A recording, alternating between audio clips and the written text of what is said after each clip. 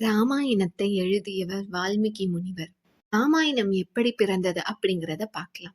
ஒரு நாள் நாரதர் வால்மீகி முனிவரை பார்க்கறதுக்காக அவருடைய ஆசிரமத்திற்கு வராங்க. அப்போ நாரத முனிவரும் வால்மீகி முனிவரும் பல விஷயங்களை பேசிக்கிட்டே இருக்காங்க.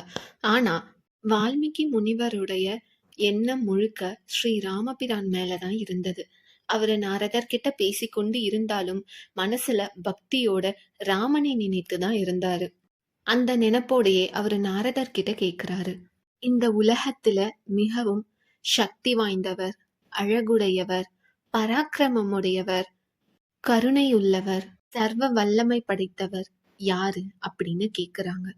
அப்போ நாரதர் முனிவர், சந்தேகமே இல்ல, ஸ்ரீ ராமபிரான் தான் அப்படின்னு சொல்றாரு. அனைவரையும் விட சக்தி வாய்ந்தவர் ராமபிரான்.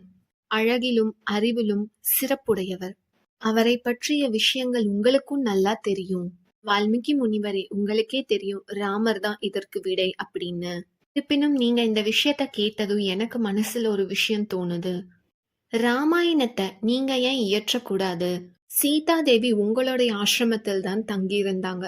லவகுசர் உங்களுடைய சிஷ்யர்கள். ராமபிரானை பற்றி உங்களுக்கே நல்லா தெரியும். நீங்க அவங்களுடைய காவியத்தை எழுதலாம்ல அப்படின்னு சொல்றாரு நாரதர். சொல்லிட்டு அங்க இருந்து அவரு நான் கிளம்புறேன்னு கிளம்பிடுறாரு. வால்மீகி முனிவருக்கும் நாரதர் சொன்னது பிடிச்சிருந்தது. கொஞ்ச நேரத்திலே அங்க அன்ன வாகனம்ல பிரம்மதேவர் வந்து இறங்குறாரு வால்மீகி முனிவர் முன்னாடி. இவருக்கு அவ்வளவு ஆச்சரியமாக போயிடுது. பிரம்மதேவர் நம்மள தேடி ஆசிரமத்துக்கு வந்திருக்காரு அப்படின்னு சொல்லிட்டு வியப்படைகிறாரு. பிரம்மதேவரை வணங்குறாரு. அப்போ பிரம்மதேவர் சொல்றாங்க, வால்மீகி முனிவரே, நீங்க ராமாயணம் எழுதுற அந்த சந்தர்ப்பம் வந்துடுச்சு. நான் இப்ப உங்களுக்கு ஒரு ஞானம் தரப்போறேன்.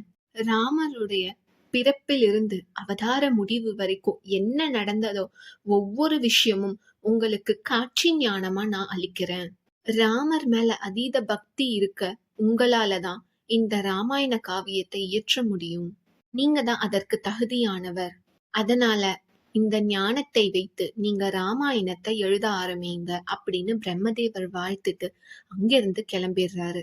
பிரம்மதேவர் அளித்த அந்த ஞானத்தை கொண்டு வால்மீகி முனிவரும் நல்லபடியாக ராமாயணத்தை இயற்றி முடிக்கிறாரு. ஆனா இது எல்லாருக்கும் போய் சேரணும்னு விருப்பப்பட்டாரு. இது எப்படி சாத்தியம்னு யோசிச்சாரு. அப்போ தன்னுடைய சிஷ்யர்களான லவன்குசன் தான் அவருடைய நினைவுக்கு வந்தாங்க. அவங்க மூலியமா தான் அரங்கேற்றம் நடக்கணும்னு விருப்பப்பட்டாரு வால்மீகி முனிவர். அதுக்கப்புறம் அவங்கள சந்திச்சு ராமாயண காவியத்தை கொடுத்து அதை அரங்கேற்றம் பண்ணும்படி கேக்குறாரு. தன்னுடைய தந்தையை பற்றிய சிறப்பான அந்த காவியத்தை லவனும் குசனும் பார்த்ததும் அவங்களுக்கு ரொம்ப சந்தோஷமாக இருந்தது. அப்போ அயோத்தியாவின் நிர்வாகிகளான லவனும் குசனும் அங்கு ராமாயணத்தை முதலில் பாராயணம் செஞ்சு அரங்கேற்றம் பண்றாங்க. அதுக்கப்புறம் எல்லா மக்களுக்கும் அது எளிதாக போய் சேர்ந்தது. இப்படிதான் ராமாயணம் வெளிவந்தது. பகவான் ஒருவரை ஒரு விஷயத்திற்காக தேர்ந்தெடுக்கிறாங்க அப்படின்னா அதற்கு பின்பு நிறைய காரணங்கள் இருக்கும். பகவானே அவங்களுக்கு உதவியும் செய்வாங்க. நன்றி, வணக்கம்.